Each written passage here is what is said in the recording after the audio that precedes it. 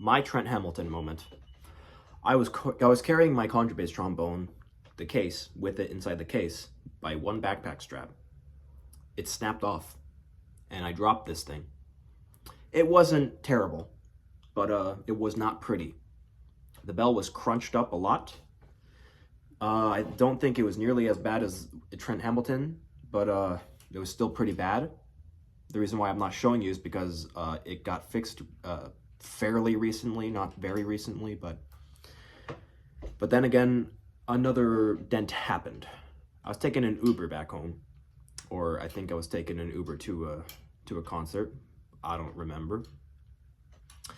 I heard a audible bang sound from the back. I didn't think too much of it until I opened up the case, and it's not nearly as bad. This is just a scuff compared to what happened to Trent Hamilton's contrabass trombone, but I'm still very sad because this could have easily been prevented had my Uber driver been driving a little bit more carefully. They were rather reckless, and I was pretty scared.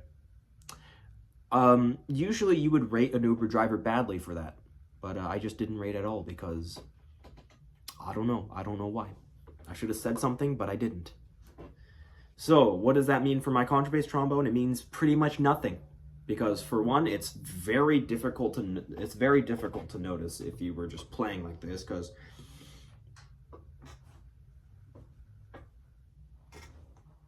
to barely see it. It's on the top right here where people don't usually look at, unless you were playing down here into the ground because you're too scared to play, then you'd probably notice it. This doesn't change the sound at all, at least from what I'm hearing. I think it does change the sound just ever so slightly does it change the sound, but it's negligible. It's aesthetically displeasing, that's for sure, but I mean, I shouldn't be too sad about it. It could have been worse. But now for the part where people probably came for, looking for contrabass trombone videos. Finally found one that they haven't watched already.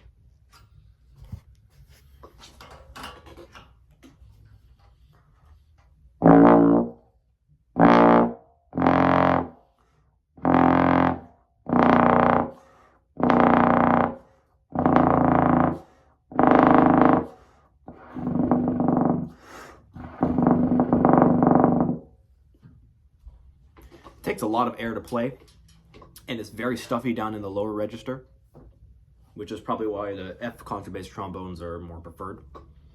I think the problem with this instrument is that it's just that bend right there. That's one of the bends that's just way too sharp of an angle to even play freely. This instrument is meant to play free, very free and straight compared to a tuba, but then it pulls this two 90-degree angles back to back. Not only that, but the double slide configuration is a little bit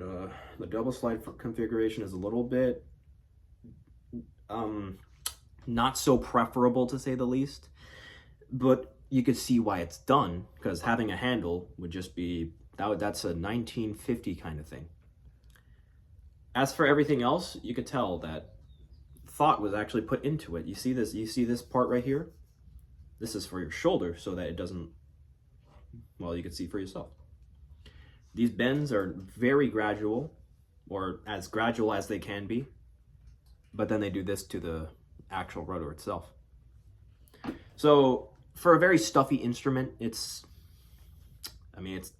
fine, I guess. There's no complaining when you have a friggin' contrabass trombone, but I just wish that I could make some changes to this. I'll probably eventually down the line do something about it, but it's not going to be me. It's going to be someone else because I don't know anything about brass working. Other than that, I have nothing else to say. Let's do a bit more playing for those of you who desperately want to find contrabass trombone videos.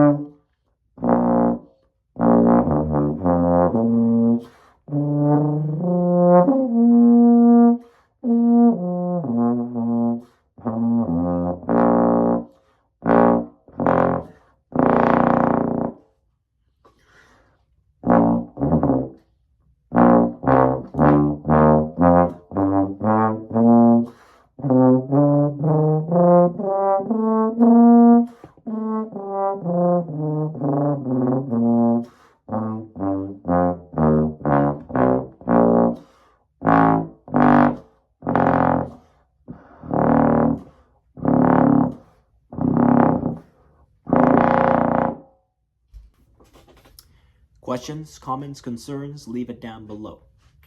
If you have anything you might want to hear out of this instrument or my other several low brass instruments that I currently am in possession of, let me know as well.